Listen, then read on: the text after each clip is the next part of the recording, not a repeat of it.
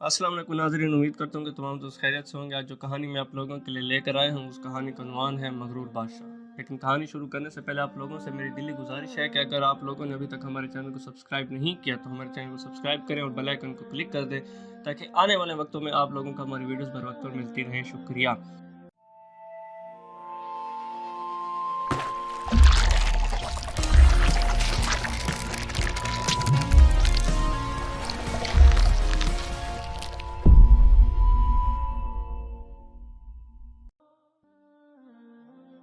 पुराने वक्तों की बात है, एक मगरूर बादशाह अपने दरबारियों के साथ जंगल में जा रहा था।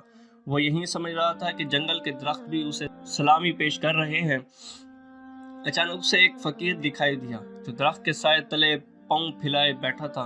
बादशाह सलामत की सवारी बिल्कुल करीब आ गई, लेकिन दरवेश ने कोई तवज्जो ना की। वो पहले की तरह पांव फैलाए बैठा रहा।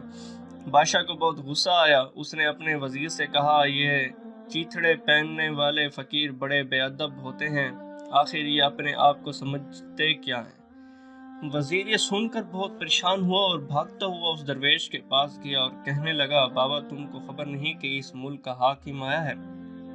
तुमने उठकर उसे सलाम तक नहीं किया बल्कि अभी तक पांव फैलाए बैठे हो। सारी दुनिया का मालिक तो सिर्फ दुनिया का परवरदिगार है। दरवेश ने बेनियाजी से जवाब दिया। यह नादान शख्स अगर अपने आप को इस मुल्क का हाकिम और मालिक समझता है तो समझता रहे। मैं अपनी मर्जी का मालिक हूँ, लेकिन हर शख्स को अपने बादशाह की इज्जत करनी चाहिए। आप भी उठकर बादशाह को ताज़ीम पेश करें। वजीर ने गुस्सीले लहजे में कहा, बादशाह को खुशामद की उम्मीद उन लोगों से रखनी चाहिए जो उससे इनाम वगैरह की उम्मीद रखते हों।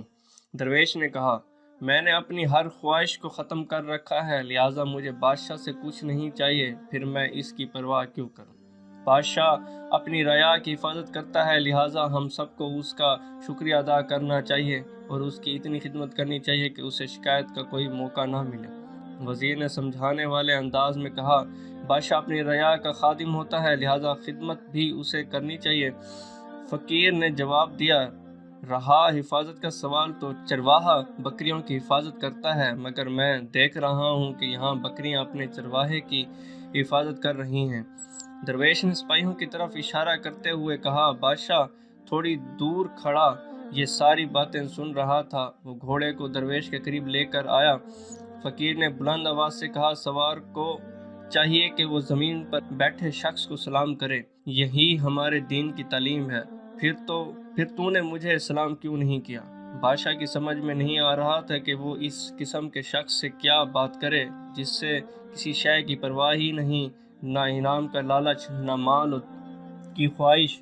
आखिर उसने सोच कर कहा, बाबा जी आपकी कोई ख्वाहिश हो तो बयान करें, मैं उसे ज़रूर पूरी करूँगा।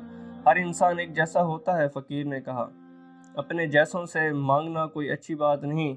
मैं अपनी हर ज़रूरत उसी हस्ती से बयान करता हूँ जो सबसे बड़ी हस्ती है। अलबत्ता एक चीज़ मैं तुमसे भी ज़रूर मांगूंगा। वो क्या? बादशाह ने दिलचस्पी से पूछा। बड़े लोग जब किसी रास्ते से गुजरते हैं तो खल्क़ खुदा को बहुत तकलीफ़ होती है। दरवेश ने अपनी ख्वाहिश का इजहार किया, मैं चाहता हूँ कि आप आइंदा मुझसे कभी मुलाकात न करें। दूसरों की तकलीफ़ से मुझे बहुत दुख पहुँचता है। हर हाजत को पूरा करने वाली ज़ात सिर्फ अल्लाह की है, लिहाजा इंसानों को आगे कभी नहीं झुकना चाहिए। नाज़रीन, इसी उम्मीद के साथ इजाज़त चाहता हूँ कि आपको हमारी वीडियोस अच्छी लगी होंगी। मिलते हैं जल्द एक नई वीडियोस के साथ।